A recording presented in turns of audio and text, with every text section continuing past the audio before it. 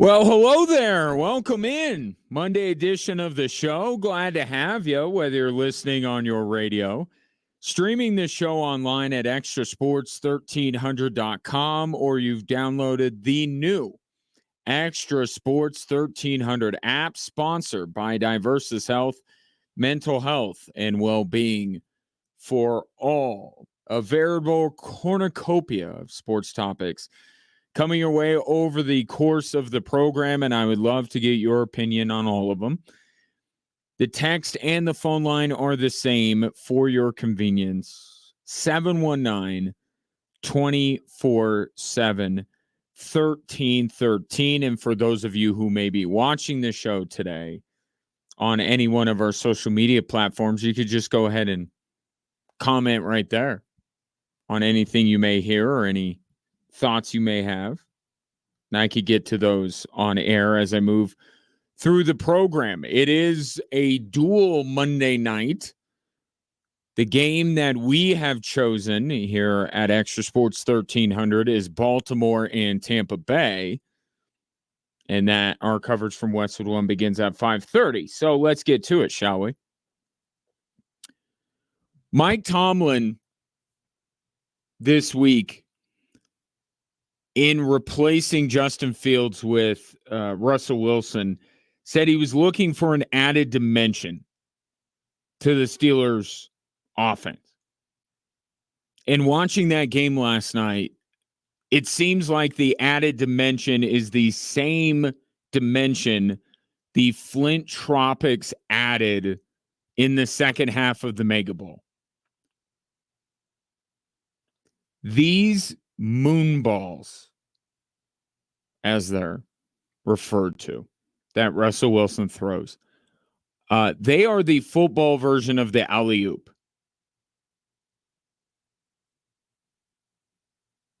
That's what they are. Just throw it up and let another player do the tough part. George Pickens, on those passes, had 2 circus catches and another time earned a pass interference call against the Jets. Okay, Russell Wilson was not incredibly accurate with his throws on those moonballs. But George Pickens was able to come down with them because he is very talented. And we saw this. Pat Freiermuth, the pass to him was inaccurate, and he reached out with one hand and grabbed it. What Russ is doing at this stage of his career is just throwing it in the general vicinity of his receivers and relying on them to come down with it. Right? I mean, you saw it all the last 2 years, really, but especially last year. You just did this with Cortland Sutton. And Cortland Sutton, by the end of the year, had, a half a dozen highlight reel catches because Russ is just like, go get it.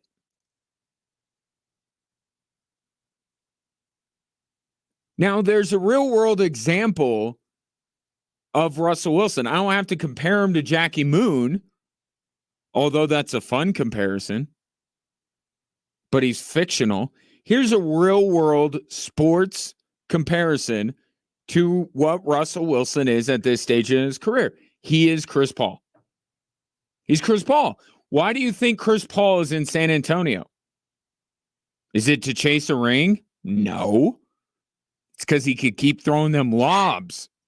And now he has the most freakish athlete in the NBA on the other end of him. Now, don't get me wrong. There's some skill involved in the lob pass, in the alley-oop, in the moon ball that Russell Wilson throws. Like, there's some skill, but can we give the credit to the right person in this equation here? George Pickens had a phenomenal night. George Pickens was the player of the game. Let's not do the thing we always do and look immediately to the quarterback and shower them with praise. Yeah, Russell Wilson had to do a little bit, but George Pickens on some of those catches met him more than halfway. And here's the other part that I'll give Russell Wilson credit for. It's smart. What he and Chris Paul do is smart. You are diminished as an athlete. You cannot do all the things you used to do. Russell Wilson could throw very few passes that weren't those moonballs last night. Can't run. He can't see the middle of the field. Like a lot of the things you saw up close and personal in Denver still exists. He didn't tap into the fountain of youth last night. He was very much the same player he was in Denver. So what do? You adjust. And you say, you know what? I'm going to lean on this aspect of my game because at least I can get it in the vicinity of a receiver. The ball I throw is somewhat catchable. And I'll just rely on the receiver to catch it. There's a reason why he kept throwing those to Cortland Sutton and not to Marvin Mims. Right? Russell Wilson found the best target the Broncos have and constantly threw passes to him. It was the same thing last night. Who's the best wide receiver on the Pittsburgh Steelers? George Pickens. He constantly threw it in his direction. But it's smart. It is. I am trying to give Russell Wilson some credit for what happened last night. And I think it's precisely what Mike Tomlin was looking at. Because Justin Fields or any other quarterback in their physical prime that can do everything, they try to make the perfect pass, right? I'm going to throw you open. I'm going to drop a dime. And sometimes they can, and a lot of times they can't. When George Pickens is being covered like he was, the best throw to attempt is one of those moonballs.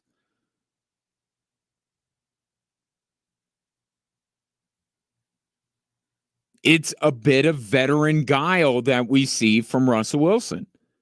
And I don't think what last night, other than the results, the number of points Pittsburgh put up, but as there are always two sides to a story, look at the New York Jets. Look at Aaron Rodgers last night. Okay, yeah, the Steelers scored more points last night than the Broncos, I think, had ever scored with Russell Wilson as their quarterback. But let's not be too quick to say that Russell Wilson has found whatever he lost in Denver. He's very much the same guy. And through the first two quarters, if you were a Broncos fan, you were, I mean, let's just call it what it is. You were ecstatic.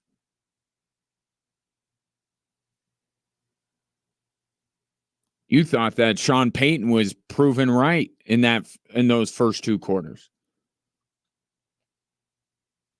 Didn't turn out that way. And there will come a time when this won't be good enough because it wasn't good enough for the Denver Broncos.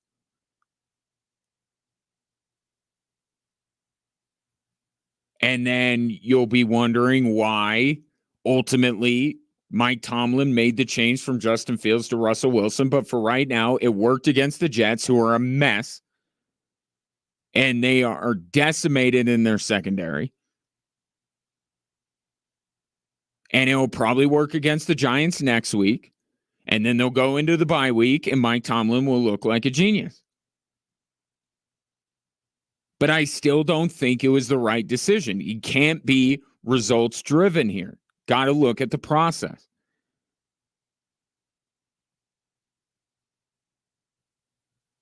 What Justin Fields, not only does Justin Fields have more skills at this stage of his career than Russell Wilson has at his stage of his career,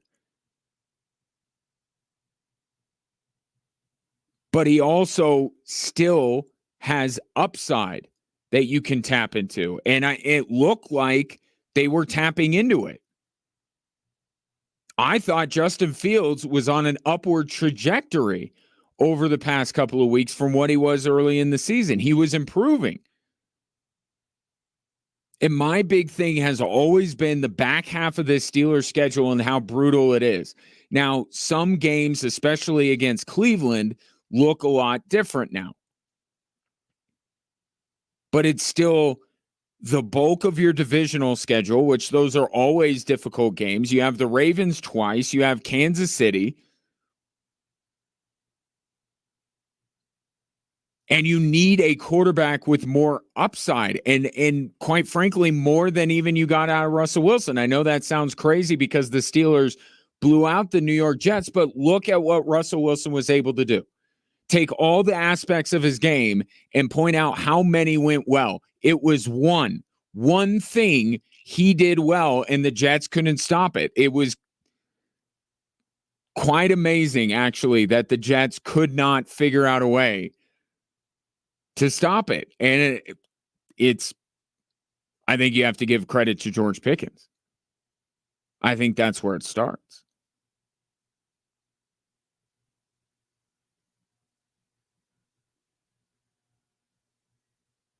But here's the way that Mike Tomlin operates. Mike Tomlin does not care, because here's the other part. Russell Wilson, whether you think he's the better quarterback now or not, is not the future quarterback of the Pittsburgh Steelers. And there's a longer-term play with Justin Fields, not just this season, but in seasons beyond. That would normally enter into a team's thought process. Not in Pittsburgh. They operate a little bit differently. It's a different outfit there. Mike Tomlin thinks differently. Mike Tomlin is all about now. There's no long-term anything. It's this Sunday. It's this season. And he believed that for that game on Sunday and this season, Russell Wilson gives him a better chance. And after last night, it's a little bit difficult to argue with him, but it's only for this year. And it's why the Pittsburgh Steelers are not a serious contender for a Super Bowl and will not be in the next few years, because they have no long-term plan. It's always 1 year. And it will lead us to the inevitable spot where the Pittsburgh Steelers will finish 9-8 or 10-7, and we'll go, wow, how the heck did Mike Tomlin do it again? And then there will be a little bit of the come down, if you will, where you go, is this it? Is this it for the franchise of Mean Joe Green and Terry Bradshaw and Lynn Swann, all those guys that they had at the game last night? This is one of the proudest franchises, and every year it's just like 9-8, 10-7. There's not more. With Justin Fields, at least it gives you a chance for more. With Russell Wilson, no.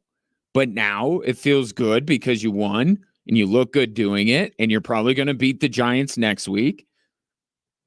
But that's how Mike Tomlin operates.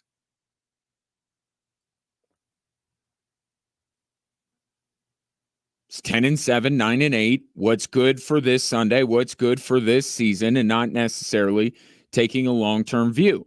That is something that is only afforded to those with the highest form of job security, which Mike Tomlin has. And it's why, in Mike Tomlin's own words, that's why I'm well compensated.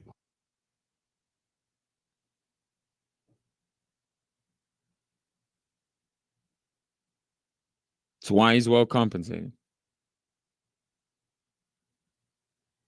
719-247-1313.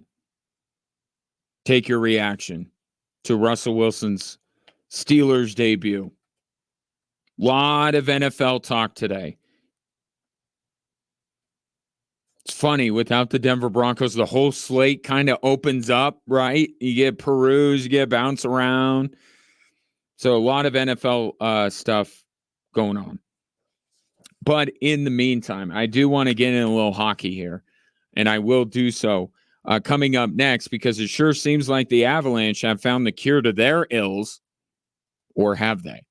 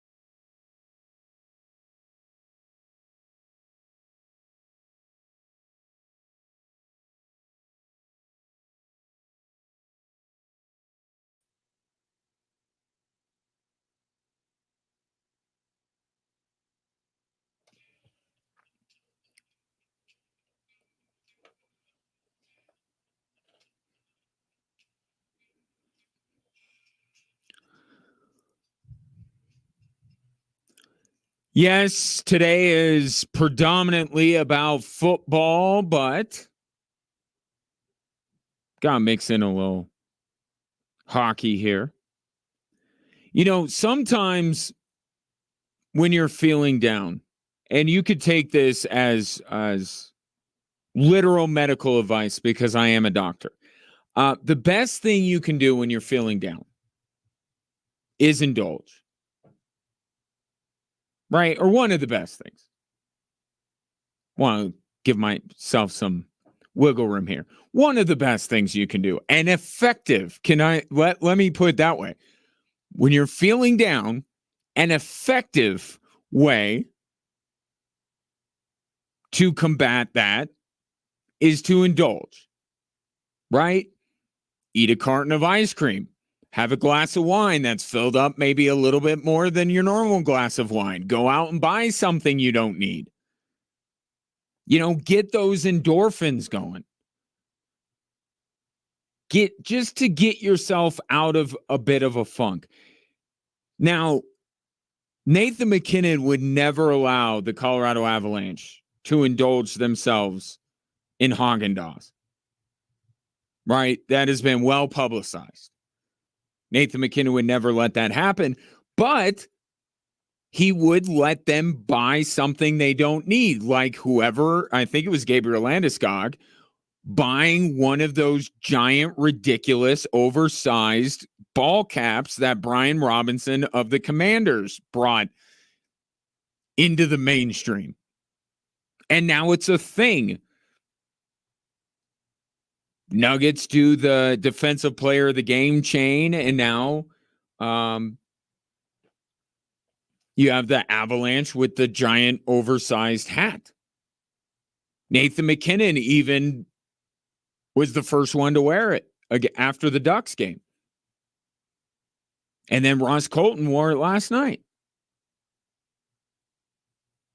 It's impractical. It looks ridiculous. No one needs one of those. But it's the Avs way of keeping things light. And perhaps a stroke of genius from the soon-to-return captain of this hockey team.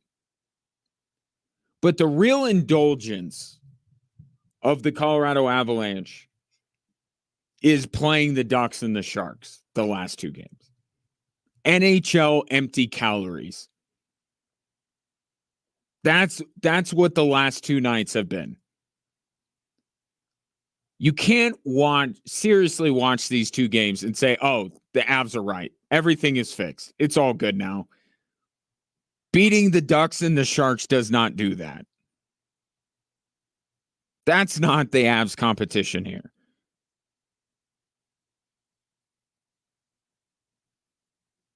But just like binge watching trash TV doesn't actually help you get a new job after you're fired from your most recent job, it does make you feel better. It's a great distraction, and it maybe, just maybe, it puts you in the mood to get back out there and to find that new job because you're just feeling better about things. Maybe that's what these last two games are for the Colorado Avalanche, because they still have goaltending problems. Like that's still a thing.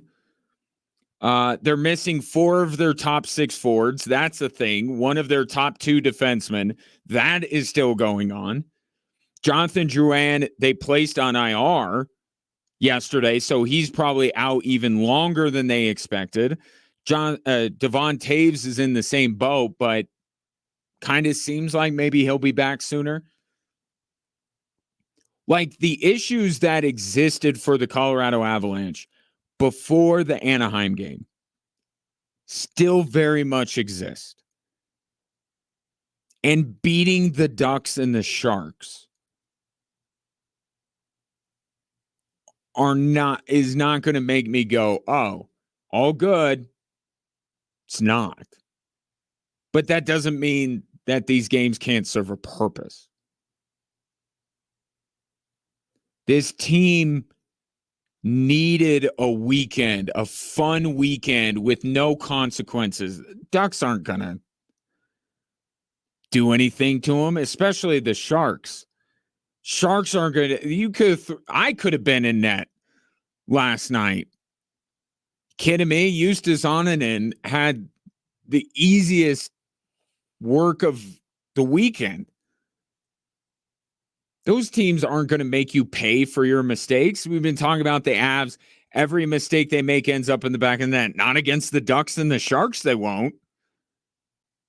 But they needed that. They needed to just have a weekend away. And it kind of syncs with what Jared Bednar has been trying to tell his team lately. We tried as a staff and as a team to bring everyone back into perspective. It's not the end of the world. A handful of those games I felt like we deserved a better fate, but we didn't get it. So you got to be mentally strong and resilient group, and so we've been talking to our team about. And also what these last two games have done is allowed you to, I think, appreciate a little bit more what is going on. The things that are going right for the Colorado Avalanche, not just against Anaheim and San Jose, but for the whole season. Cale Makar, Mikko Rantanen, and Nathan MacKinnon are among the top 6 scorers in the NHL right now. They're off to torrid starts. And you could say out of necessity because their goaltending has been so bad, and you're not wrong. But there are teams with goaltending issues that don't have Cale Makar, Mikko Rantanen, and Nathan MacKinnon to at least make games interesting. And I think with Makar in particular, this is significant because he was especially hard on himself after the Islanders game. So for him to be able to kind of sit back and appreciate a little bit how good he's been overall to start this season, I think that's good. And plus, I know it sounds so ridiculous when I say it, but last year was not Cale Makar's best. He left some meat on the bone. And I know he had 90 points. He was nominated for the Norris Trophy. I get it. He was a finalist. But I'm telling you, I watched the Avs night in and night out. There was more that Cale Makar could have done last year. And it's an insane standard to hold him to. But he's chasing Bobby Orr here. Whether he likes it or not, that's the company he's keeping. That's what people are equating him to. And to his credit, I think it's possible that he reaches that level. But now this year, just one number. He's a plus 15 last year. 2 years ago, he was a plus 48. Okay. He's capable of more. We've seen more. It's not that last year was bad. I think even Cale Makar would say that he could have done more last year. But now to start this season, you're seeing just the 6th defenseman ever to reach 10 assists in 6 games. He is having a historically great start to the season for a defenseman, something that he was trending already. He was going in that direction. It wasn't just the last 2 nights, but you can't appreciate those kind of things when the team is losing and you're so preoccupied with how bad the goaltending is. These are the guys that are right with this team now, and they will continue to be. There's no reason to think Makar, Rantanen, or MacKinnon are going to fall off after this. With all these guys out, as the cliche goes, you need your best players to be your best players. They're leading the way right now. And then what you hope is when these other guys start to make their way back and the depth is a little bit filled out for this team, then it's like, okay, you got McCarr, Ranson, and McKinnon, but now you have all this other stuff. And in the meantime, too, you have this fun story in Ross Colton, who I would argue is a little bit more about the last two nights, although I thought against Boston, I really liked the way he came out and had that big hit early, scored a goal. I like the way that Ross Colton is playing to start this season. But this talk of him being second to Nikita Kucherov in goals, like, let's do the thing to him that we did to Kucherov all last year while we were trying to argue for Nathan McKinnon being the Hart Trophy winner. Ross Colton's got a lot of power play goals. And you know what Ross Colton's role is on this team. Down on the third line with Miles Wood, with Logan O'Connor, and you love that combination. You love that line. One of the best third lines in hockey. It's great. That's where he belongs. And everything that comes along with being a third line center. But in the meantime, he's fitting in well with these guys. And Nick Gismondi from DMVR, who joined me last week, put it perfectly. Like, you have to have the right mentality to be able to be on that line. It has to be a fit. As much as we joke about how anyone could play with Mikko Rantanen and Nathan McKinnon, you do have to be the right player. It's just that there are a lot of the right players because Nathan McKinnon and Mikko Rantanen are so good. But Colton fits in very well with them. And in the meantime, it's a fun story. But I very much, if I'm an Avs fan, I'm very much looking forward to the day where he is forced back down to the third line because the Avs have everybody else available. Jared Bednar has been impressed with Ross Colton, as you might imagine. I mean, I just think he's playing with a ton of confidence. He's skating really well. He's got the right amount of grit to his game. To me, he's playing really well right now, and he's fitting in with those guys. And when he's getting opportunities to score, he's the one guy that's hitting the net and putting it in the back of the net. It's good. And you need a guy like Ross Colton to chip in over this time. But it starts with Rantanen, McKinnon, and McCarr. This team, still the numbers, and it's right now, so much of what happened the first three games is weighing everything else down. But it's like, now you have two games where everything goes right. And it's like, well, there's a middle here. This team is not great 5-on-5. The numbers say they haven't been good 5-on-5 this season. They've been exceptional 5-on-4. And we'll see as it goes along whether those five, because some of the underlying analytics say they're better than the results are 5-on-5, which makes sense because one of their big problems 5-on-5 is their goaltending has been terrible.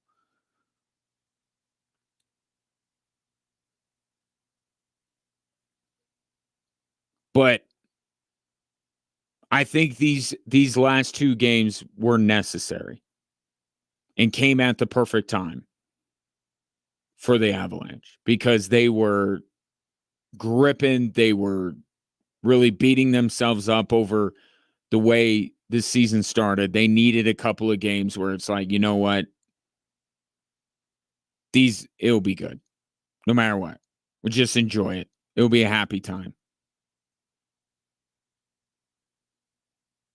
Empty calories. Binge watching TV shows. Eating a carton of ice cream. That's what these last two games are. But it's effective.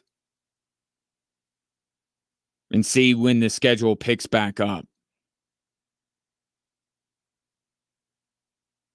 If the Avs can iron out some of their issues. Tomorrow night they play Seattle. So, chance to kind of keep it going, I would say. Then Utah, Chicago, Ottawa. They got to get whatever it is, getting guys back, fixing their problems, whatever it is. Late November is going to be a very interesting stretch. Vegas, Dallas, both Florida teams, Edmonton, and that's like all in a row. So if this team can get a little bit healthy, if they can figure out some of the things, that's and even though it's November, still a very telling and interesting stretch for this team. But they got some runway before they get there.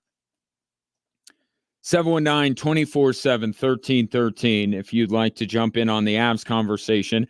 Coming up next, I do want to get back to the NFL because I do believe a new MVP frontrunner has emerged, and I feel like I had the right idea. I was looking in the kind of the right spot. I just missed it by a little bit. I'll explain next here on Extra Sports 1300.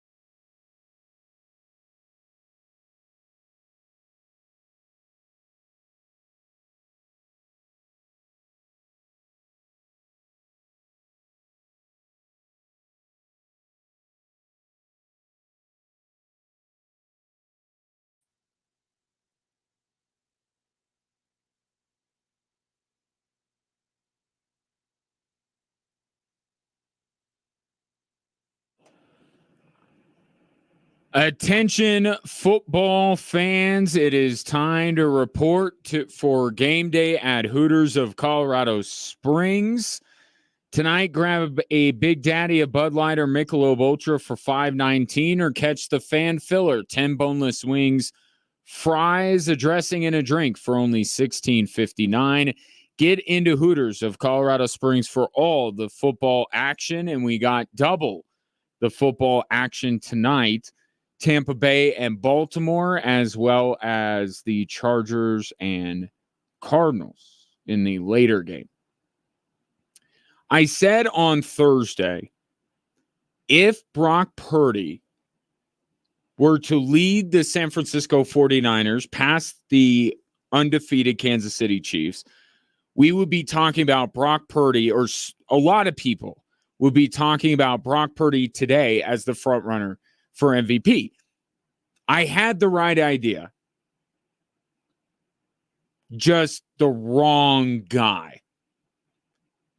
Jared Goff is now the front runner for MVP. And I'm not talking about in Vegas because Lamar is still the betting favorite. Mahomes is second, which,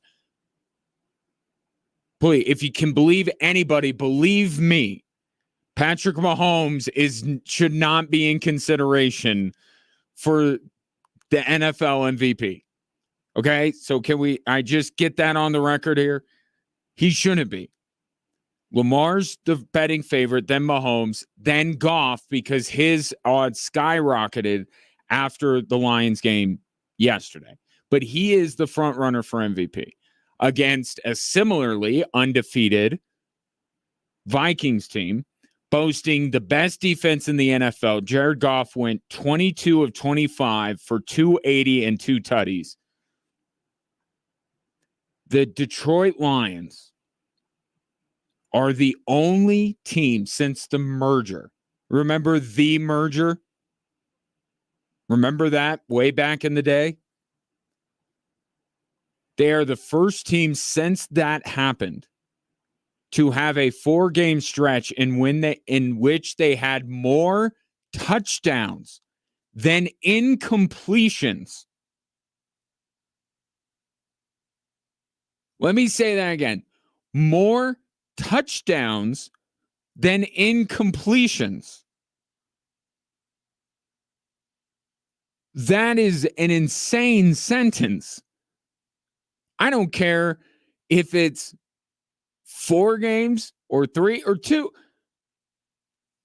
There's some games where it's like having more touchdowns than incompletions in a game is worthy of praise. They've been doing this for a month. The Lions right now are an absolute wagon. And Jared Goff is driving that wagon. Call him a system QB if you like. He's running that system to near perfection right now. 9.2 yards per attempt. His completion percentage is 74%. Only Jaden Daniels by 1% is better. And he has the best quarterback rating of anyone in the league at 111.5. With Aiden Hutchinson out, you could see that the Lions couldn't get to Sam Darnold.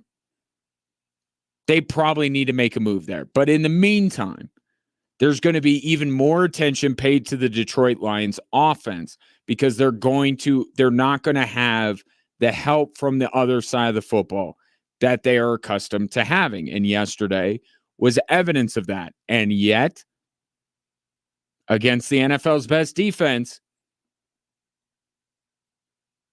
it's kind of light work for them, for being honest.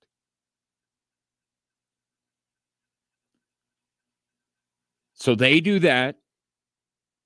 San Francisco right now is a mess from a health perspective. High-profile games for Goff against Green Bay, Houston, Buffalo, all of which will be at the friendly confines of Ford Field. You don't rethink the Rams trade with what's going on because the Rams have a Super Bowl ring, all right? They did good. They made the right call, okay? But there's the narrative, there's the story to tell with Jared Goff just a few years ago, cast aside, he wasn't good enough, da-da-da-da-da, and now he is the MVP of the league. And that fits into it. We want the story. We want that narrative that we can spin. And that's it with Jared Goff. It is all lined up for Jared Goff to win the NFL's most valuable player award. All lined up. He's my front runner.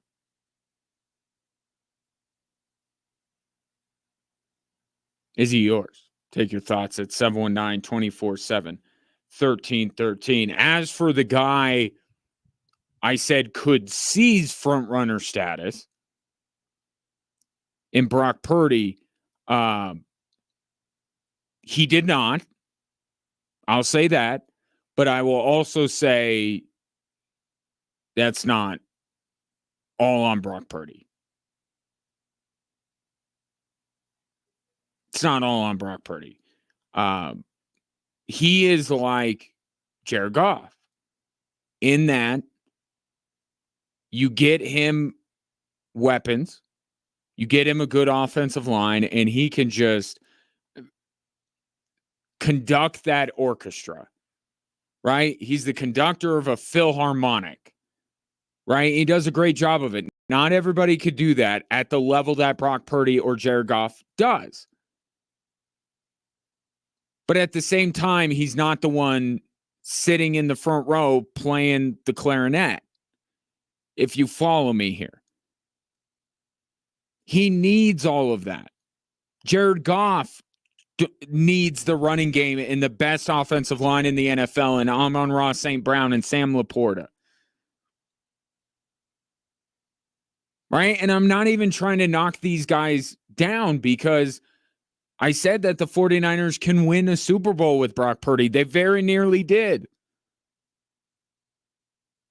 But it's just the reality of who he is. There are only a few guys. It's Lamar, it's Josh Allen, and it's Patrick Mahomes. Okay? It's not everybody. It's not a list of 5. It's not a list of 10. It's 3 dudes that you can rotate the cast of characters, and you can have lesser characters, and they are still really good. It's just the way it is. For everybody else, they need help. And Brock Purdy, yeah, probably more than a few other guys on the list, like a Joe Burrow, for instance. But he's still really good at what he does.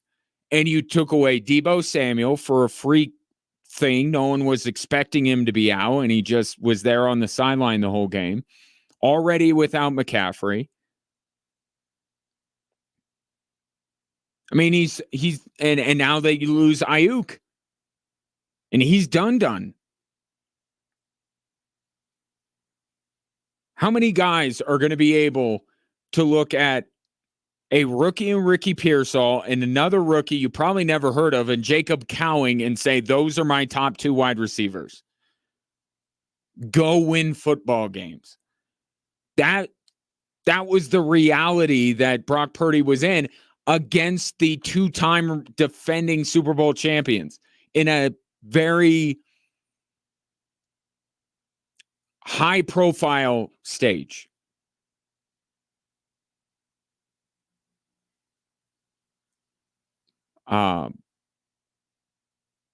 They were yesterday at a real talent disadvantage to the Chiefs, and that was not the case in the Super Bowl. And that was not the case going into the year. You lose McCaffrey, you lose Ayuk, you lose Samuel. Now all of a sudden, Brock Purdy has arguably less to work with than Patrick Mahomes does.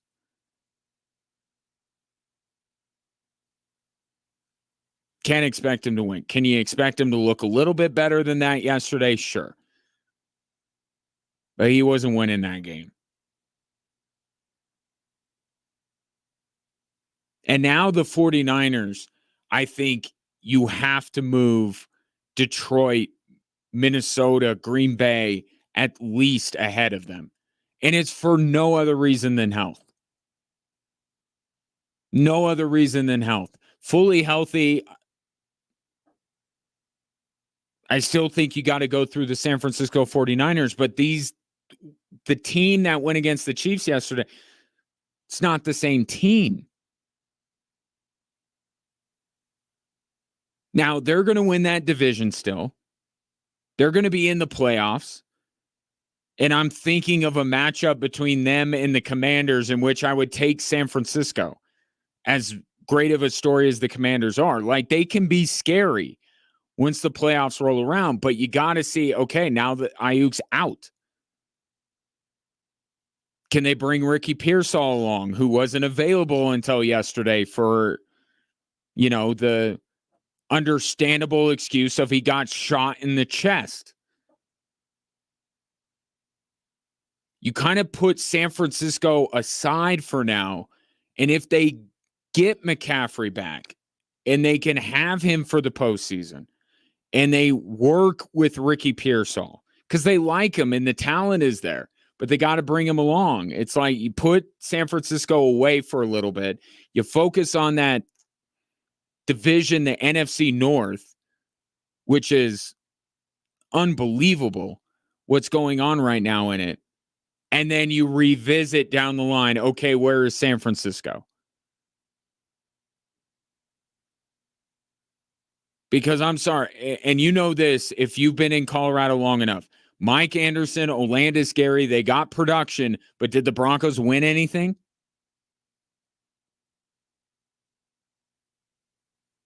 Right? We could say the system, all we want. Broncos didn't win a Super Bowl with Mike Shanahan until they got Terrell Davis. Okay, Christian McCaffrey takes them to a different level. So as nice of a story as Jordan Mason has been, he's not Christian McCaffrey. And therefore, the 49ers are not a team that you would take above all others in the NFC to go to the Super Bowl.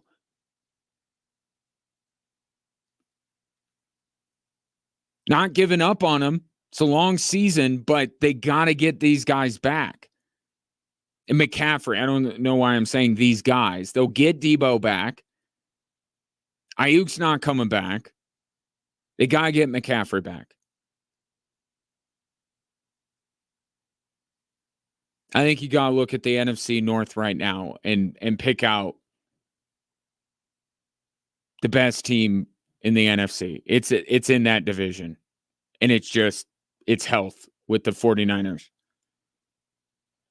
719-24-7, 1313. Coming up next, something that even Sean Payton didn't know about Bo Nix coming up.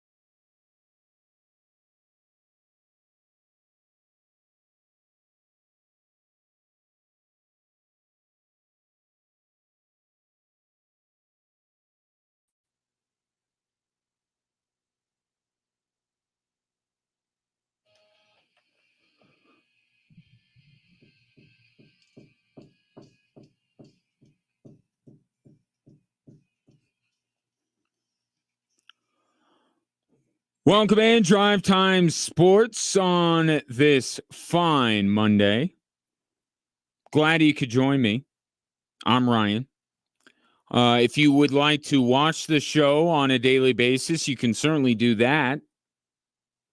You can switch off. One day you can listen, one day you can watch. You can watch for 3 days, listen for 2. It's really up to you. Just more options to consume the program on a daily basis. Just follow us on your favorite social media platform, whether it be Facebook, X, Instagram, or YouTube. The handle the same in all of those different places at XTRA Sports. 1300. So, like you, Bo Nix and the Denver Broncos got to kick up their feet yesterday because they were off. They did their work already, beating the Saints in grand fashion and in beatdown fashion, which it's fitting that they got to kick their feet up because I feel like most of the conversation over the last few days, including today, when it comes to Bo Nix, is about the feet that he was allowed to kick up on Sunday, having already played.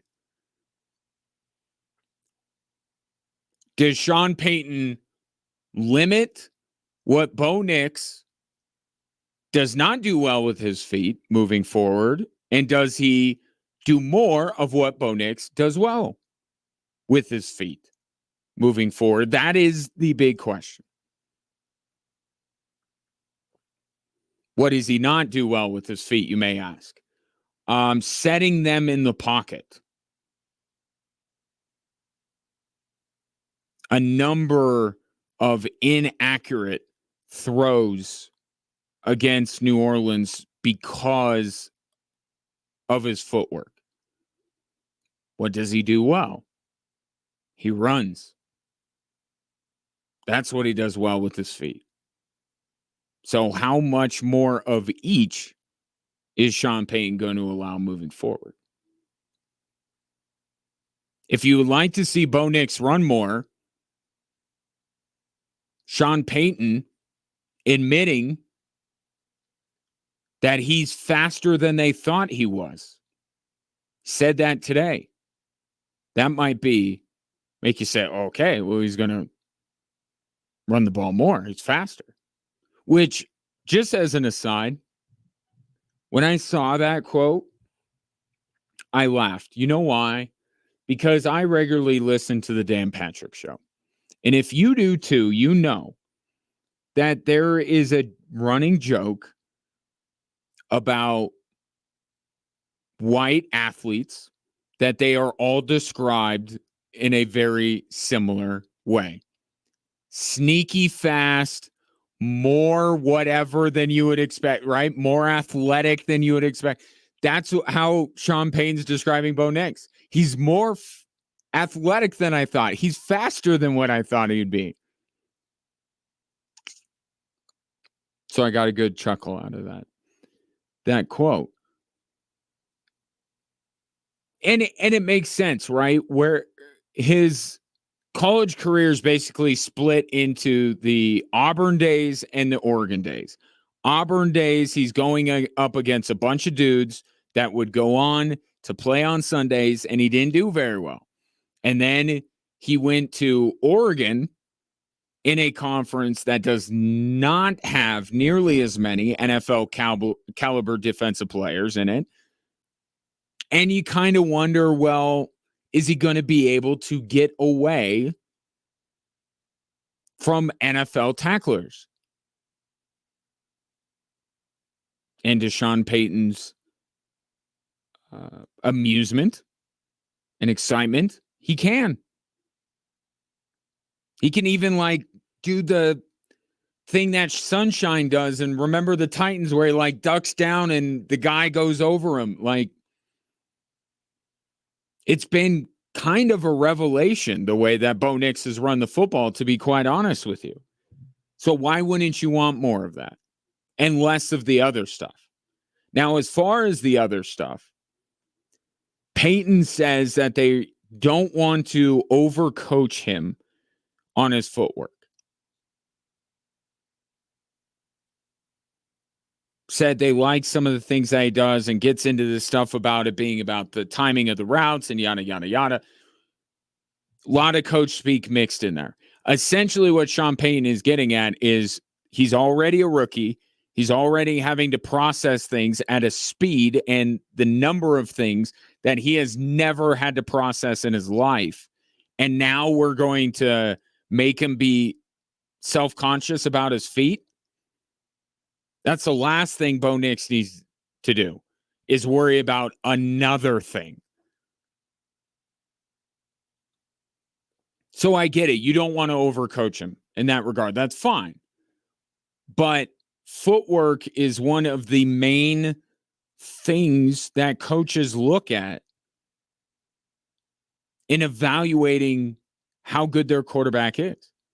Sometimes they don't even look at the upper body when they watch film. They just watch the feet. So Bo Nix's footwork, and this is not a new phenomenon. Now, him being able to run like he has, it's kind of a new thing. Him having lackluster footwork is not new. It was one of the biggest criticisms of him. And we continue to see it as he begins his NFL career.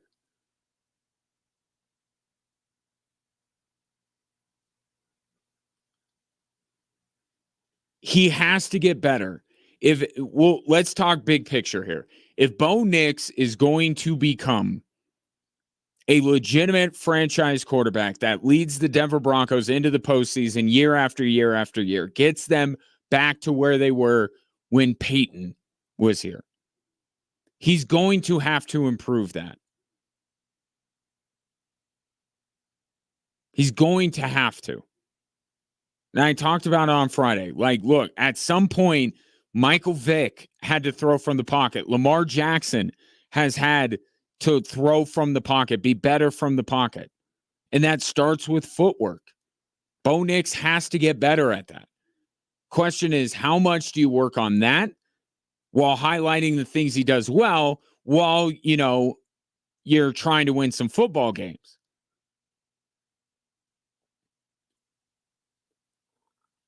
I don't expect Thursday to lead to some seismic shift in the way Sean Payton calls games.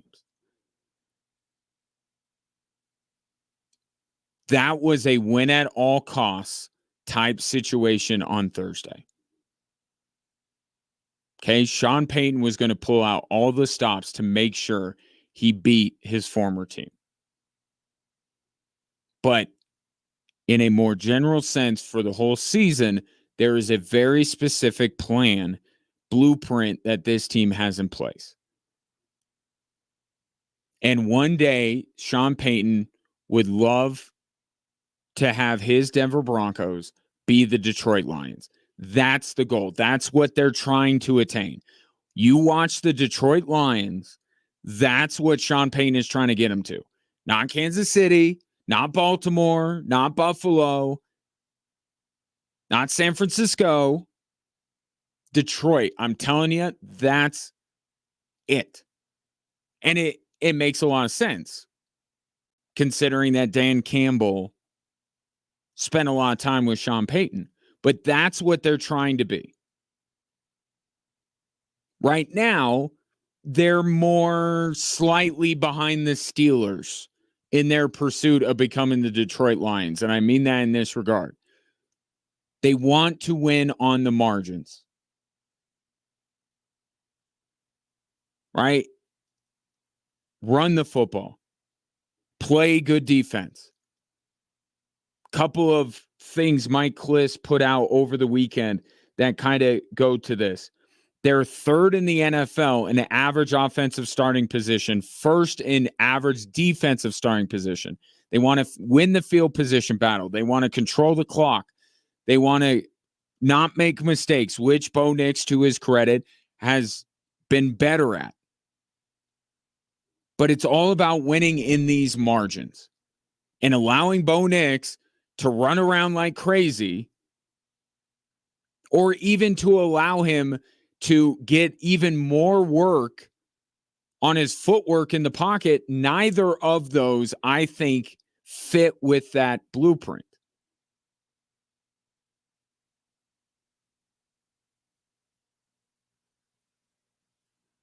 That bigger plan here, that blueprint, is not relying on Bo Nix to win them football games. It's just not. That was the plan going into this year, that Bo Nix is not going to have to win them football games because they're going to run. They're going to play defense. They're going to outcoach. They're not going to turn it over. They're going to win the field position battle. Very few of those things actually involve Bo Nix. And Bo Nix is a rookie. Why shouldn't it be that way? I know Jaden Daniels and CJ Stroud screw up our perspective because we just take what they're doing and say, well, every rookie quarterback should be like this. Well, unfortunately, they're not. CJ Stroud and Jaden Daniels are special. The plan was for Bo Nix to be a supporting cast member this season. So either giving him a ton of opportunity to work on his footwork in the pocket or letting him run around, neither one of which fits that. So it's going to continue to be this, if you're divvying up the play calling pie here, the slice that is Bo Nix's is not going to change. Unless something else goes wrong, right? They can't run the football. Their defense fails them. As long as it is the last 4 weeks, as long as it looks away, Bo Nix is going to have the same size piece of that pie. The question becomes, within that slice, how much is going to be portioned out for him to run, and how much of it is going to be for him to work in the pocket? That continues to be the question. And I think Sean Payton did give away a little bit here. If you're wondering, are the Broncos just going to, we were all making Taysom Hill comparisons the other day. Sean Payton mentioned 2 situations in which this revelation of Bo Nix being faster than he expected will impact things. 3rd down, red zone. So the 2 situations where you might see Bo Nix run more are those 2. 3rd down, right? Whatever you can do, get it done so you can move the sticks. And the red zone, get into the end zone. Don't settle for 3. Those are the 2 situations in which Sean Payton is basically revealing his thinking and saying, we're going to use this more in those situations. Notice he didn't say 1st down or 2nd down or late in games or 2-minute drill. I think it's very deliberate because he still wants Bo Nix's impact on the game to be minimal. He wants to win, do all these other things right. That's how they win football games. That's how Sean Payton envisioned. And we'll see if it holds up. It's all well and good against the Raiders. It's all well and good against the Saints. It will be all well and good this week against the Carolina Panthers. But as I said on Friday, if this team is really going to surprise and really going to make some waves in terms of how good they are, you're going to have to lean on Bo Nix's running ability more than just 3rd down in the red zone. And I'm talking about Baltimore, KC, coming up in the next 2 weeks after Carolina. Talking about the next time they play the Chargers.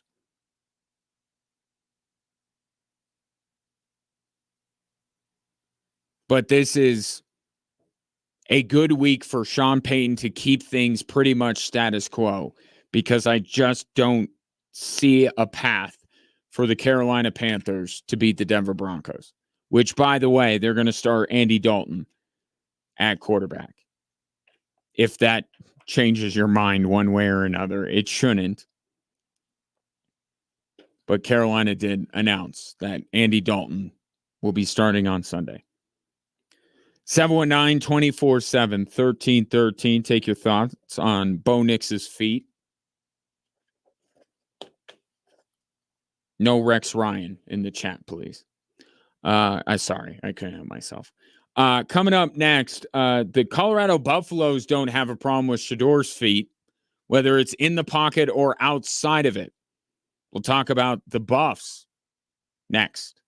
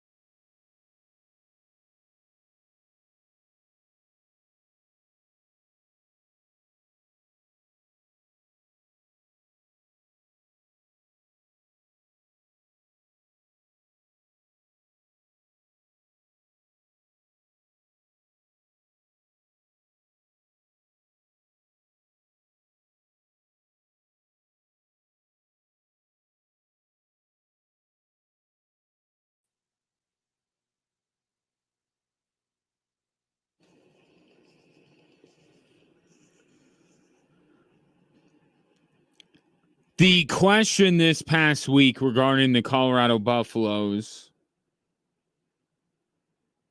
was whether what they did against UCF was somewhat of an aberration, that it's not something they can replicate.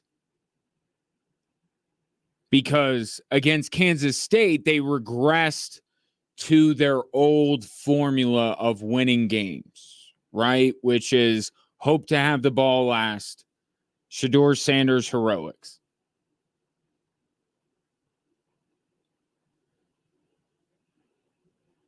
And CU emphatically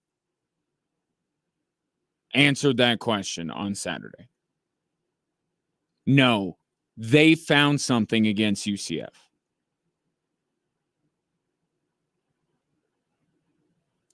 All the more disappointing, certainly, that they weren't able to do the job against Kansas State, because could you imagine what would be going on right now if the Buffs had continued this winning streak? But they had the bump against Kansas State, where they looked to be more like what we've seen most of the time from Deion Sanders' teams. They went down to Tucson, cut the rushing yards they gave up essentially in half from the previous week. They got after Noah Fafita. And then everything that you expect to be good about the Colorado Buffaloes was good. So now it's just Colorado players don't regress, right? Don't do the thing that Deion Sanders thought you did last week, which was, read some of your press clippings and feeling like you've accomplished something. I think given the way they played against Arizona, it is plausible that was part of it.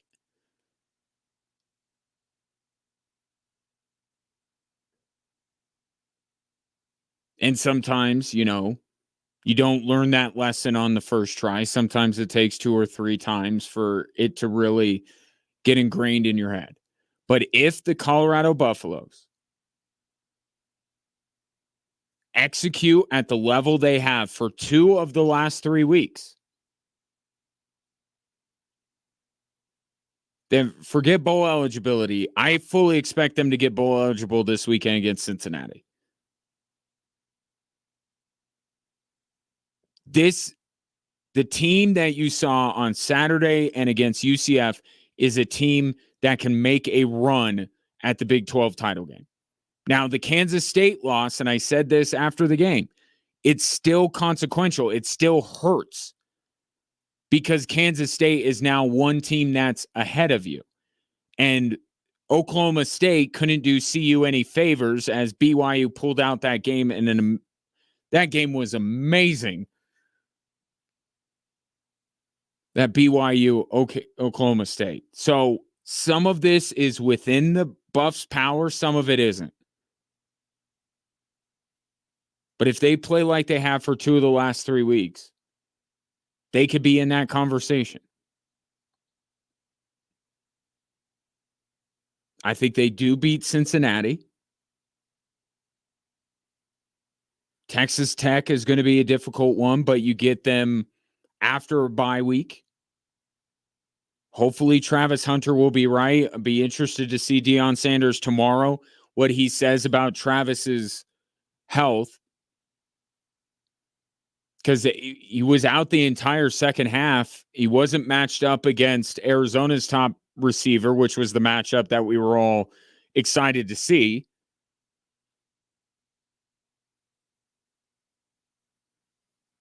But if he can't go against Cincinnati, and that's another part of this too. Like the Buffs haven't had Travis Hunter for essentially the last 2 weeks. And yet they were in the game against Kansas State with the chance to win, and they beat down Arizona. This team has turned a corner. And I thought that they did after UCF, but then Kansas State rolls around, and I think it's understandable that you would go, wait a minute. But credit to them. They got right, and they put the biggest beating on any opponent they've played in the last 2 seasons under Deion Sanders.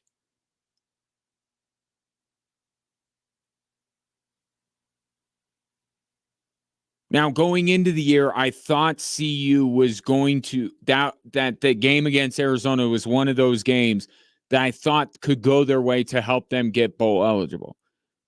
So it's not totally surprising to me that CU went down to Tucson and won, but the way they did it is what's impressive.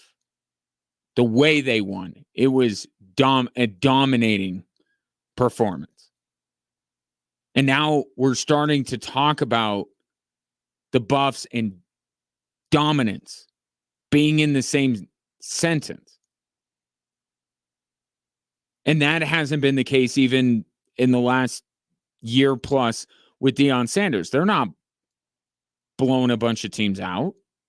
They're not looking like in all 3 phases. I mean, Alejandro Mata is the Big 12 Special Teams Player of the Week.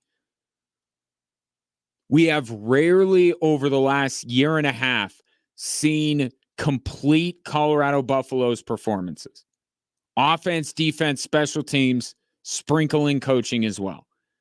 You got that against UCF, and it's why it was so maybe perk up a little bit like, okay, you have my attention now. Maybe you're not just Travis and Shedeur. And then the Kansas State game happened. And it was like, well, you're kind of Travis and Shedeur. More Shedeur in that game, obviously. And then you go out, you perform that way. 7 sacks against Fafita. Do you know who's leading the Big 12 in sacks? Colorado.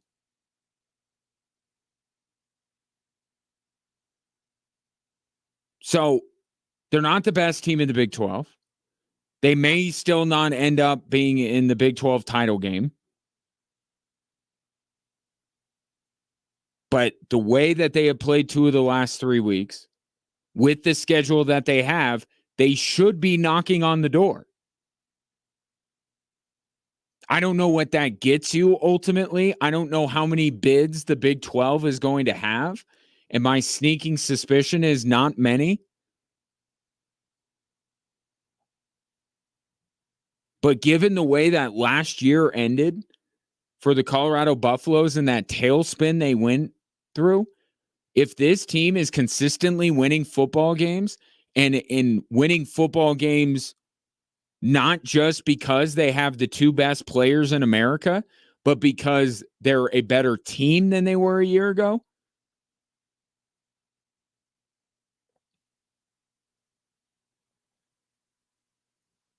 that changes things. And that makes this season an even bigger success than it's on pace to be. So best start 2018, I think.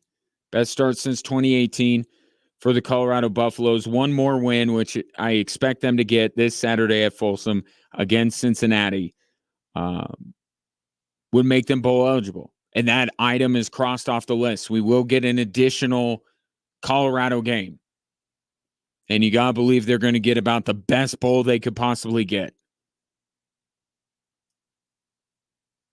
And then it's now, can you make this run? Very impressive bounce back from a game that understandably had people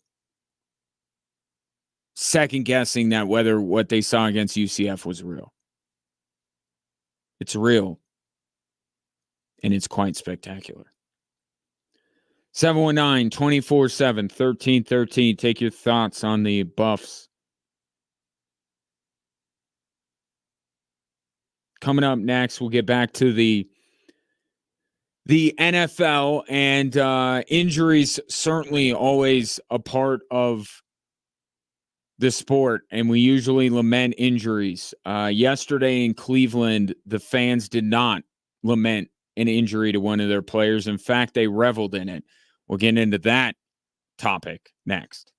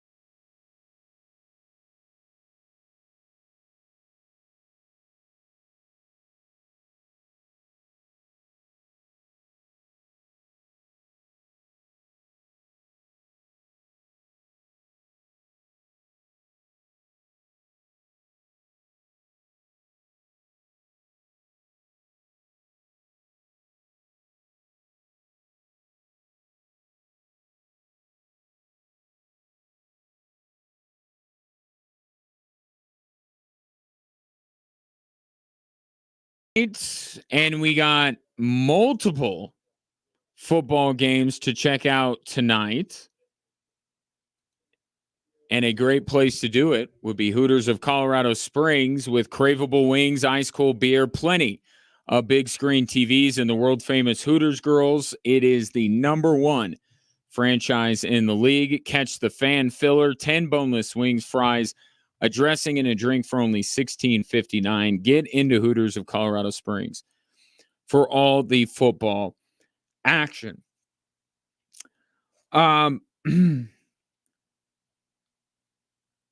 I don't know how anyone can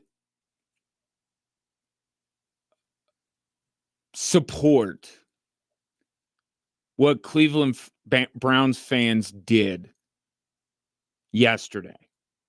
Deshaun Watson, if you missed it, rips his Achilles, and fans started chanting, "You deserve it." It is unacceptable behavior.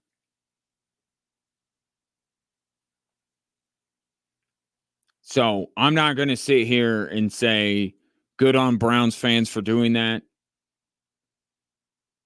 And I hear what Myles Garrett said. I hear what Jameis Winston said. And I think for the most part, they are right.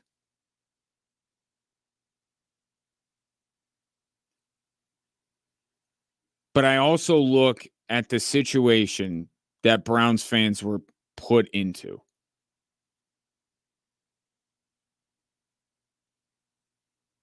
Where they were having this player thrust upon them.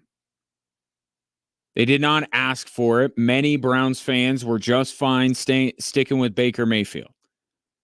And in the middle of everything going on with Deshaun Watson, the Cleveland Browns essentially threw away any moral compass that they have and gave away everything to get him in what will go down as the worst transaction in the history of sport.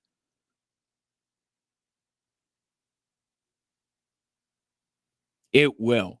It makes the Russell Wilson trade look like a shrewd move by George Paton. This will go down as the worst move. And I don't know what their out is after this. It's a lot of salary cap jargon that I try to understand and I don't fully. So I'm not going to sit here and say because he tore his Achilles, the Cleveland Browns are going to be able to get out of they're going to get a little bit of cap relief because they did insure part of his contract. It's not going to be enough to go out and get another franchise quarterback. They're going to have to do what the Broncos did, or they're going to have to take a first-round pick and give him away to some terrible team to cut.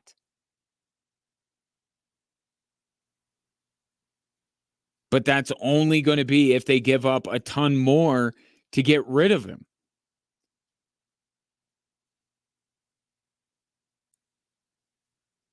But they were put in the position that now Deshaun Watson was their quarterback. And they had to be somewhat like ashamed almost of who is on their football team. Like that is actually their fault. And just hearing time and time again, man, how could your team get Deshaun Watson? Like, what a terrible move. And you have ruined whatever chances you have of being, and on and on and on and on and on. And they hear that time and time again. And Deshaun Watson is objectively terrible on the football field. So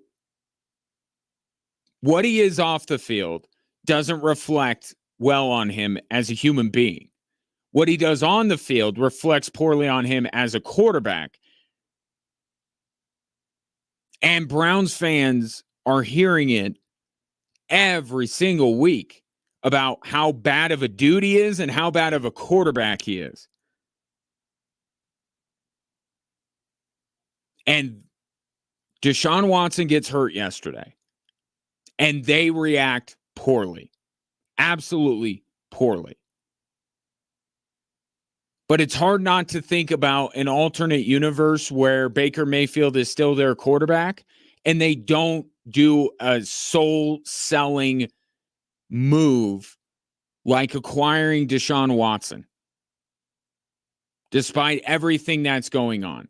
So I don't agree with what Browns fans did. And I do think that they should be ashamed of themselves for chanting that. However, why are they in this position?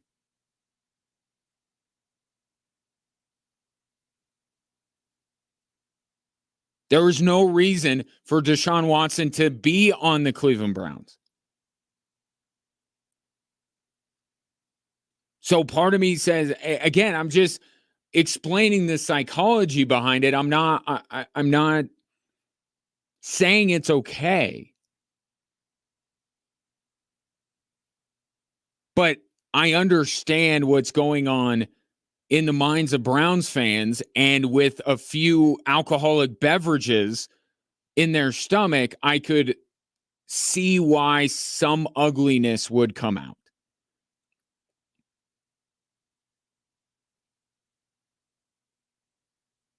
So I'll say this. Unlike Deshaun Watson, there really is only one bad moment for Cleveland Browns fans, and they can be forgiven for that one bad moment. This isn't 10, 11, 12. It's one.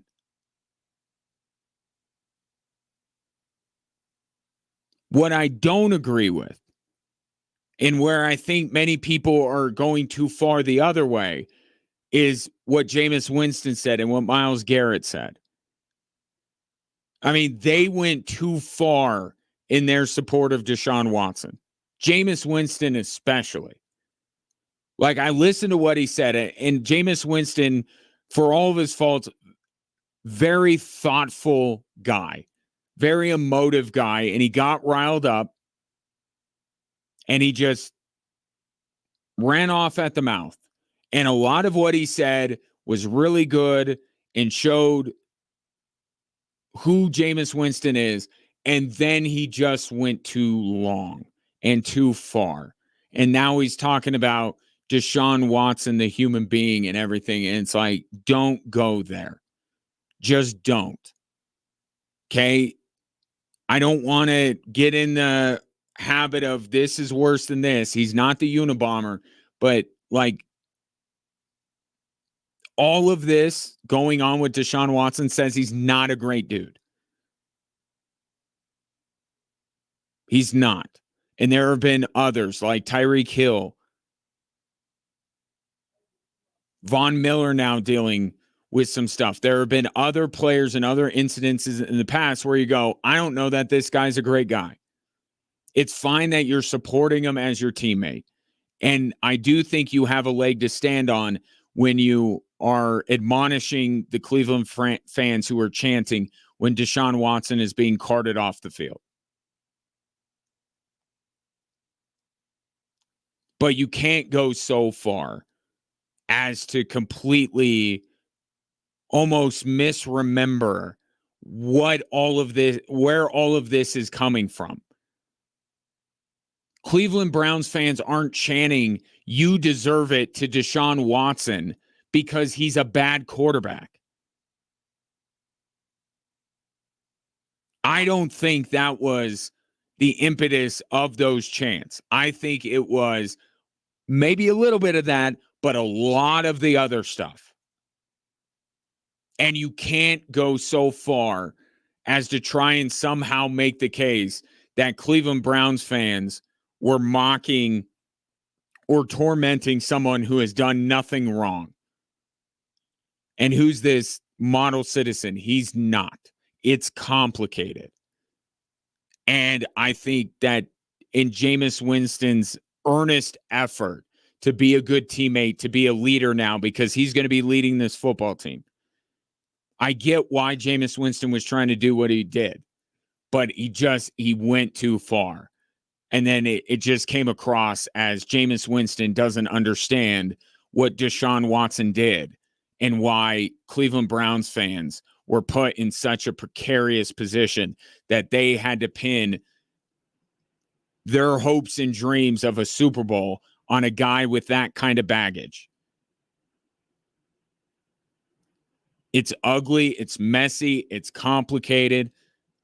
I don't support what Cleveland Browns fans did, and I think in a sober moment, in the light of day after, I think a lot of them would regret their actions. Okay? But let's not forget that there is one guy that hasn't really seemed to show that he regrets his actions, and that's kind of the point of all of this. It's not vigilante justice. It's not okay what Cleveland did, but I understand why it might happen, and it did. What that means for Deshaun Watson's future as a Cleveland Brown, I don't know. And I don't think that Browns fans, again, would like it to go down this way. But in a football sense, they are getting what they want. They've wanted Jameis Winston, and now they're going to get. The problem is it's too late. It's too late. This season is over. In that division, in this conference, it's over.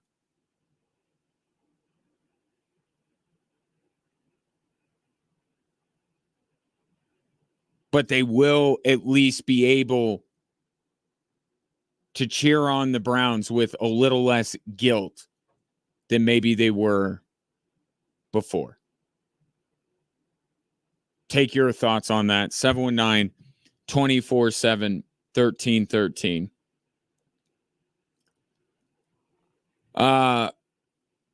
Couple of texts here. Albert says CU is better. The naysayers can stop the prime can't coach rhetoric. Long way to go still, but exactly how a program goes. Sco Buffs. And I'll raise my hand and I'll say I was one of the guys that questioned whether Deion Sanders could coach. I really did. I saw straight up a coaching malpractice when it comes to clock management, game management. But I think there's a difference between speaking in the present tense. It's like Bo Nix. It's like Bo Nix with his inability to throw from the pocket. It's one thing to say right now, my eyes are telling me that Deion Sanders can't coach or isn't coaching well. And the same with Bo Nix. My eyes are telling me right now he can't effectively throw from the pocket. However, the line that is crossed is it's never going to happen.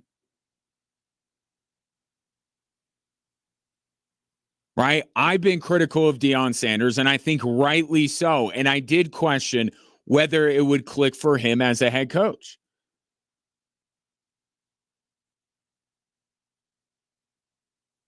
He was coming from a place at Jackson State where all that mattered was that you had the best player on the field. It was a lesser level of college football where you could get by with just being more talented. This level you can't. And for a year and a half, Deion Sanders struggled with making up that difference. And certainly hiring Livingston has helped immensely. But Deion Sanders has improved as this team has improved. Where you have to be careful is saying something will never happen while you can still say in the moment it's not happening. And that's the way I looked at it with Deion Sanders. He's not coaching the Buffaloes well. Doesn't mean he's never going to be able to.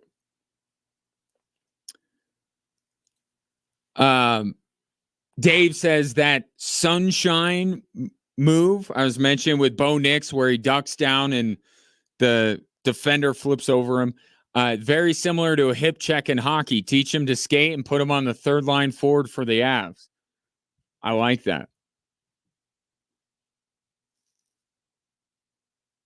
Feel like Bo Nix, glue guy, third liner, put Colton up on the first line permanently and have Bo Nix center. It's got the intangibles. I like it. It's good. 719-24-7. 1313.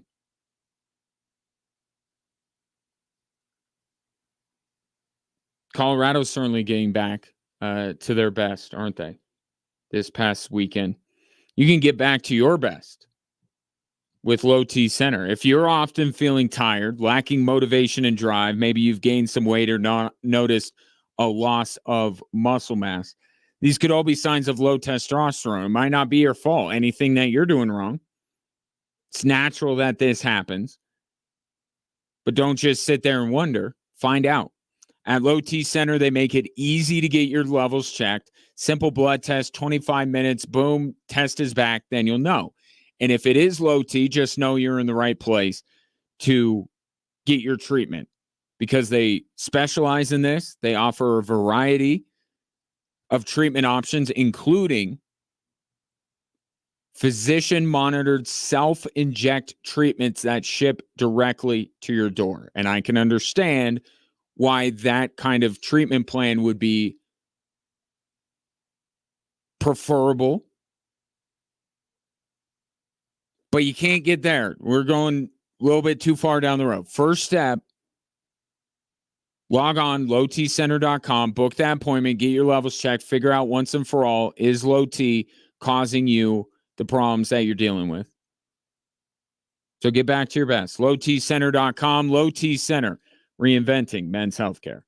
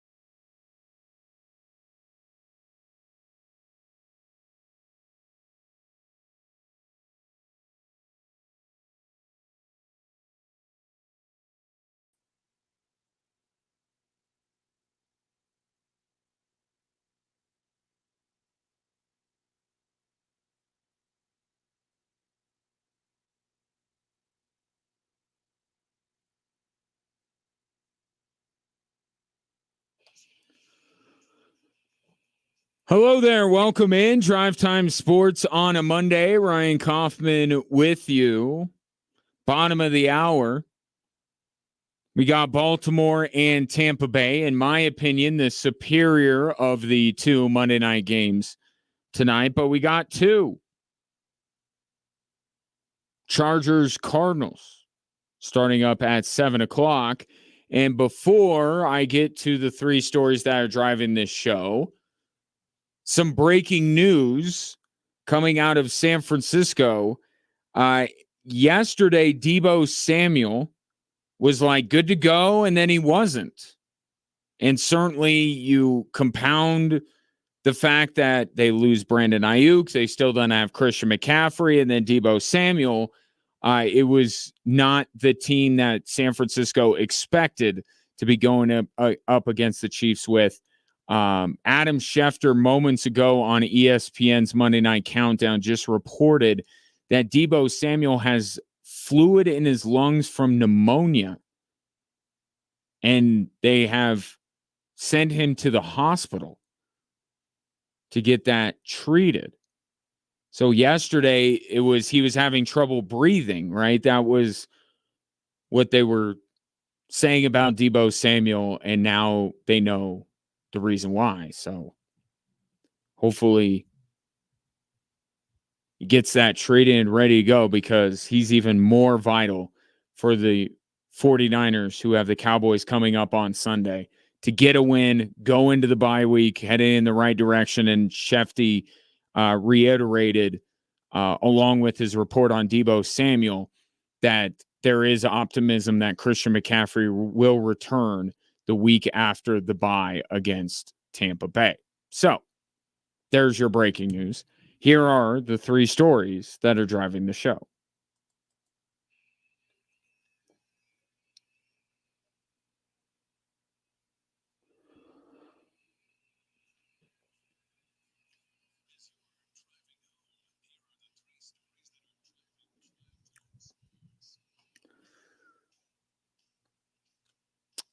All right, story number one.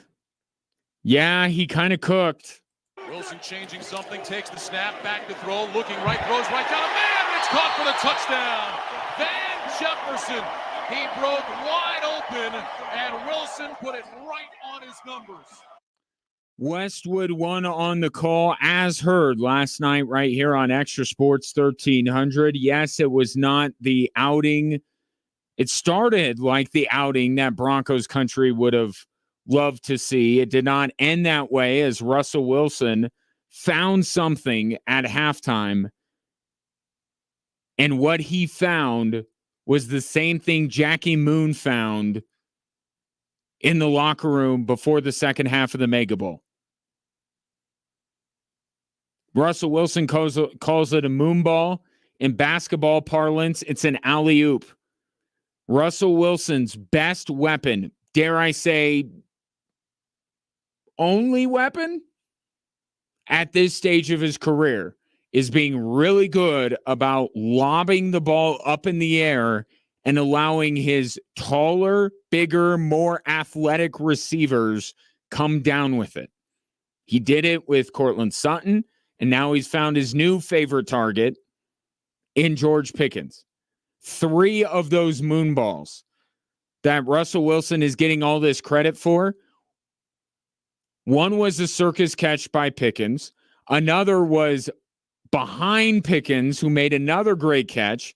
Freiermuth had to reach out with one arm and make a catch. And another was a defensive pass interference. So please, let's not go crazy and play revisionist history here that Sean Payton somehow was wrong. And I will say this about Russell Wilson. He is the football version of Chris Paul. Chris Paul has had the good sense for many years of being on the best team that he can, in which he could just throw the ball up and they go down with it. And that's why he is now on San Antonio. He's not about winning. Chris Paul is not about winning championships. He just wants to lob the ball up and have Wemby throw it down. How you last in any professional sports league is you figure out something that can keep you employed. And they both have similar things that keep them employed. They're both greatly diminished players. Russell Wilson is not all of a sudden, because he's wearing black and yellow, going to drink from the fountain of youth and go back to what he was before it ended badly in Seattle. The same guy. I watched Russell Wilson last night, the whole experience, watched it every Sunday. Sure, they scored more points than they normally do. Aaron Rodgers threw like 3 picks. So Russell Wilson, to me last night, kind of what he was in Denver, which Sean Payton deemed rightly was not good enough.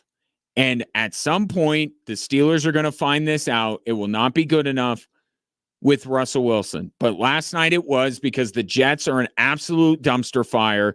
They'll play the Giants, who are pretty much a dumpster fire, and then they'll have a bye week. And then it gets real. Kansas City, multiple matchups with Baltimore, multiple matchups with Cincinnati. Yeah, what Russell Wilson was doing is good enough for last night, but the Broncos saw this firsthand. You saw this firsthand. It's not good enough. It's not good enough to get to the postseason. It's not good enough to consistently win football games. But he does that one thing very well, and that is, I'm going to get in your general vicinity, younger, more athletic, bigger, stronger, faster guy. You do the hard part and come down with it.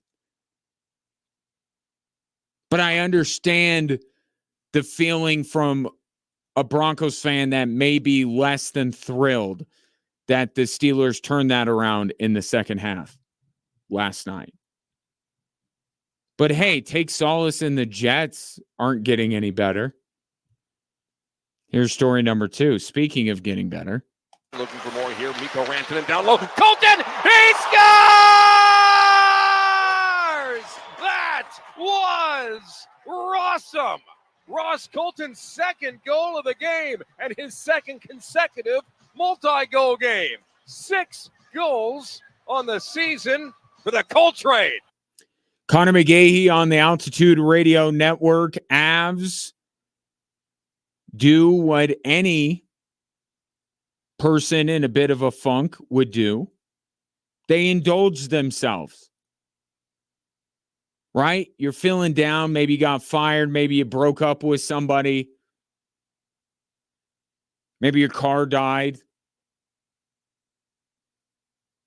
And you're like, I'm bummed out. So you're like, give me a carton of Haagen-Dazs. Where's my bottle of wine? Pull up the Netflix. Like, it's not going to fix your problems, but indulging yourself can make you feel better. And that's what the Avs have done over the last 2 games. They've indulged themselves. The Ducks and the Sharks are objectively terrible hockey teams. And no matter what is ailing the Colorado Avalanche, there's no way those 2 teams are going to make them pay for it. So they play these games. They win. They feel good about themselves. They put on a ridiculously large hat that apparently was Gabriel Landeskog's idea. Again, indulging yourself, buying something you don't need. No one needs those giant ball caps. But the Avs have one now, and the best player in the game has to put it on to lighten the mood, to not be so in their feelings about the way that the season started. I'm not saying it isn't helpful for them, because that's the first step. You got to feel a little bit better. And then you do the real work of improving and fixing some of these issues when you're actually going up against teams whose biggest goal is not to get the number 1 pick in this year's draft. It's necessary. And you get those weekends, those stretches where it's like, all right, we don't know if they're get right games, but they're feel right games. San Jose, Anaheim, feel right games. The Avs feel better. You can appreciate now some of the good stuff that's going on. Makar, Rantanen, and McKinnon, Ross Colton. Yeah, they haven't fixed their issues. Or at least we don't know that yet. It's going to take them doing it against somebody a little bit better than San Jose. But given how difficult the first 4 games, I should say, of this season were, the Avs deserve it. They needed to treat themselves. And thankfully, the schedule maker said, here's Anaheim, and then here's San Jose. Feel better about yourself. Now the real work can begin, and the Avs can try to get healthier, try to figure out their goaltending situation, and be better 5-on-5. 5-on-4, they're spectacular. 5-on-5, still a work in progress. Even the last couple of nights. Here's story number 3. Right-hand hitter digs in. Trinan is ready. Kicks, delivers. Runner takes off. Swing and a bouncer to the right side. This should do it. Taylor collects. On to first, and it's over. The Dodgers have captured the National League pennant, and they're headed to the World Series. The Dodgers beat the Mets in 6 and win it here tonight 10-5. ESPN radio on the call while you were watching Russ cook. The Dodgers were cementing the series of baseball's dreams. And this is, you've heard everybody on this radio station throughout the day say this. Sometimes I have an original thought, other times I don't. I said this way back in March, though, to be fair, this is the dream matchup. This is the best baseball could hope for. Whether you hate or love the Yankees and the Dodgers, this is the best series they could have possibly gotten. And the ratings will reflect that. And even the schedule lines up. They start on Friday, which I do not love. I hate these long layoffs, but they'll start on Friday. Then they'll play on Saturday. Monday, they go against the Giants versus Russell Wilson. Then they're on Tuesday, Wednesday, skip Thursday, and Friday. They don't go up against the NFL on Sunday. Don't even go up against Thursday night football. They go up against usually the worst of the matchups, which is Monday night football, and Giants Pittsburgh would be certainly qualifying as that.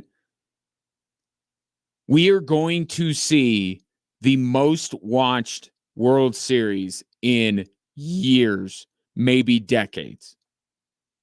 And the complete antithesis of what we got last year, which was an absolute abomination and disappointment.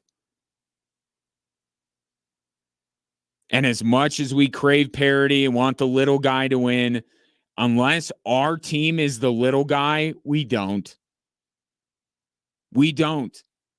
Outside of the Nuggets Heat, you know what my favorite NBA Finals has been in like the last, since Jordan retired?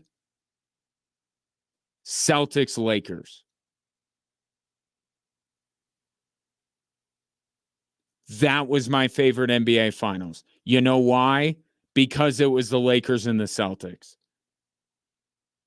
Because it was Kobe. Because it was Powell. Because it was all of what that series was.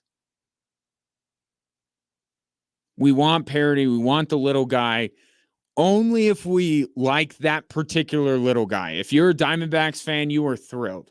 If you're a Rangers fan, you are thrilled. If you are anything but those two fan bases, you hated last year's World Series, and you admit it, you love this matchup. You love that it's Ohtani and Judge and Soto and Betts and Freeman, maybe.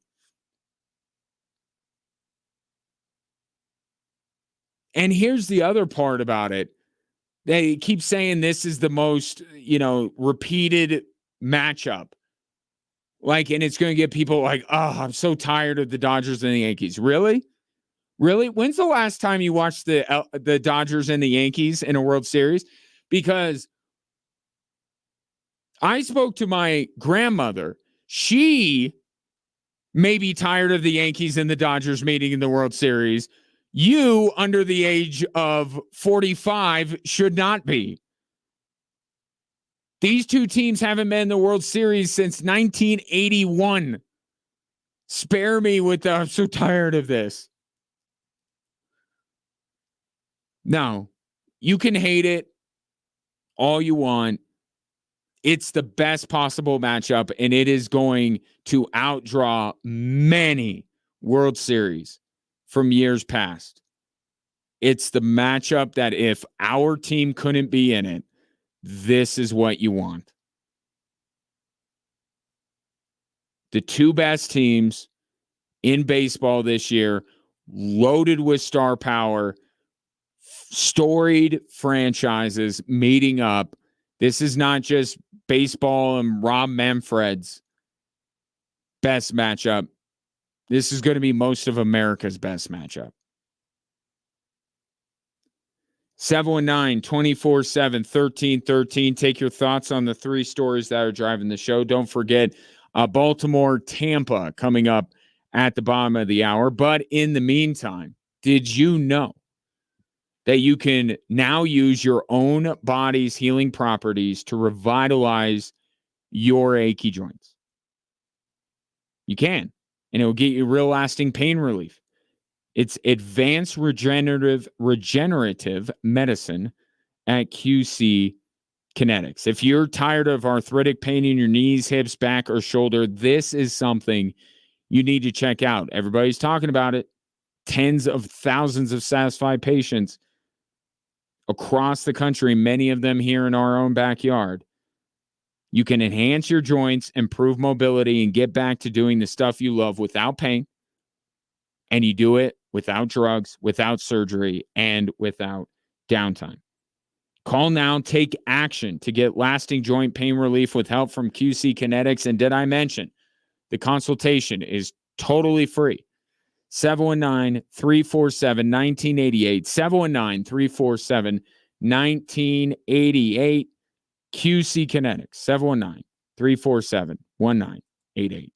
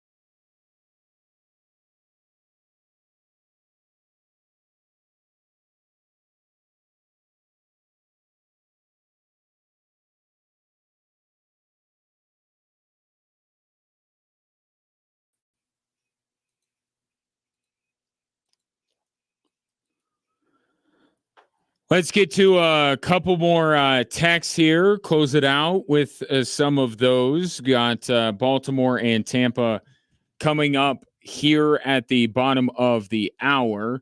Let's see. Brett says, I completely agree with you. Wilson threw up a bunch of my careers over what the heck passes, and somehow Pickens caught them. That's a better description than what than I had. My career's over what the heck passes. I dig it. Yeah, let's just not fall into a trap of giving somebody a little bit too much credit for last night. That's why I'm well compensated. Let's see. Also, from the 709, Steve says, Ryan, do the Avs need to make a move for a goaltender? Time to panic. Yes and no. Is that possible?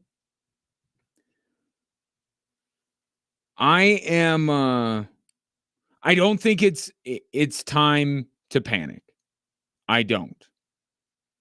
Okay, but the fact of the matter is you are not tied to Alexander Georgiev after this year. Okay, so this is not about, hey, we need to get him back in there because he's our future. He's not. So if he's not good enough now, you have no other reason. Yes, in an ideal world, this team would make a real move for a goaltender, not getting Capo Kakkonen off of waivers. So I am very much about that. Here comes the issue. And you know it, Steve. They just aren't available. They just aren't. You're going to be looking at the bottom of the standings, and then you're going to kind of wonder, hey, is this guy any good? Right? And you're in the middle of your title window, and you're going to be looking at to see if Columbus wants to offload their goaltender. In an ideal world, yes. It's like the Broncos when we talk about the Broncos getting a wide receiver or a tight end. Like, yes, they absolutely should be looking at those things. How available are they? And can they pull it off? That's going to be the big question. And we won't know. Like a couple of days ago, I was like, whoa, do you see what Darcy Kemper's doing? Well, one, LA kind of likens themselves to be a playoff team this year. So I don't know that they'd be looking to part with Darcy Kemper. But then he gets lit up, I think, for like 7 goals the other night. So it's like, okay, maybe Darcy Kemper. Not. It's much, much easier said than done. But yes, Chris McFarland should be seeking out options for a goalie.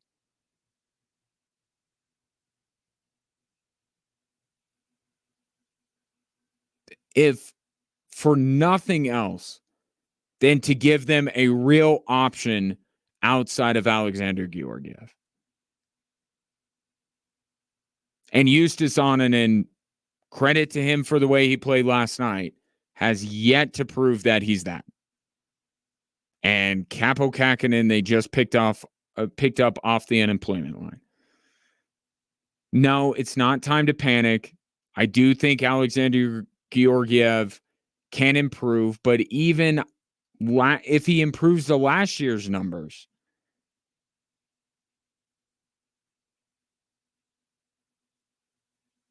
I think you got to look. Not time to panic, but yes, Chris McFarland should be spending most of his days trying to figure out what to do about goaltending.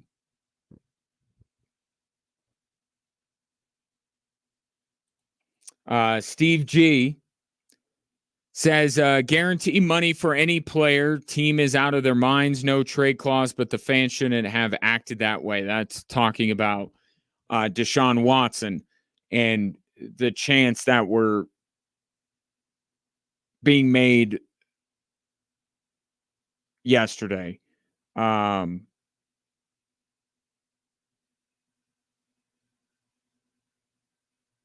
just football fans in Ohio. And trust me, there are a fair number of Browns fans in there. It's not excusable. I don't care if you're the visiting fans, if you're the home fans, you don't chant, "You deserve it," when somebody rips his Achilles. Okay, you just don't. But this whole situation is about as terrible as you could expect.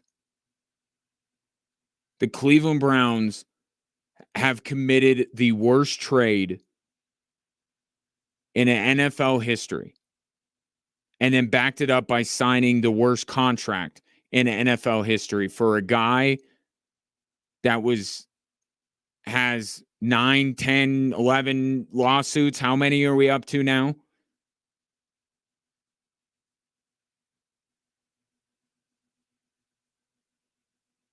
It's an ugly situation, and it got ugly yesterday with what the fans were chanting. But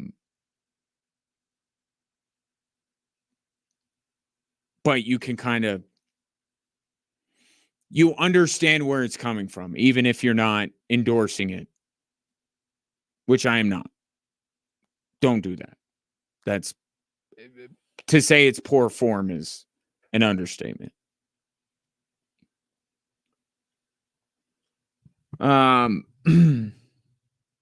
Before I go, speaking of the two games tonight, it's not often that you get to parlay two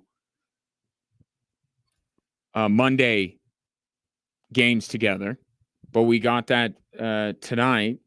Well, Baltimore LA parlay. Whatever you're thinking for tonight's games, I would suggest that you do your betting on the Circa Sports Colorado app. It is now my sports betting app of choice, and you know I've used others. In fact, when I met with the folks at Circa, they said, "We think we have made a better experience for you, Ryan, the better." I said, "Okay." They said, "Well, don't outright just believe us. Download the app, compare, shop around, and see." And I'll be darned. Love the lines that they put out. They strive to be minus 110 split. If I ever have an issue, they're real people and not chatbots that are going to be answering my questions. So it is a better experience, I've found. So give it a shot. Download the Circa Sports Colorado app today, where it's better for the better. Must be 21 years or older and present in Colorado to bet. If you have a gambling problem, call or text 1-800-GAMBLER. It has been my pleasure to serve you. Don't forget, I will be on at 10 o'clock tonight, KKTV 11 News, with Jessica Mendoza talking more Broncos. Enjoy your evening, and we'll reconvene tomorrow at 3. Here is Baltimore and Tampa.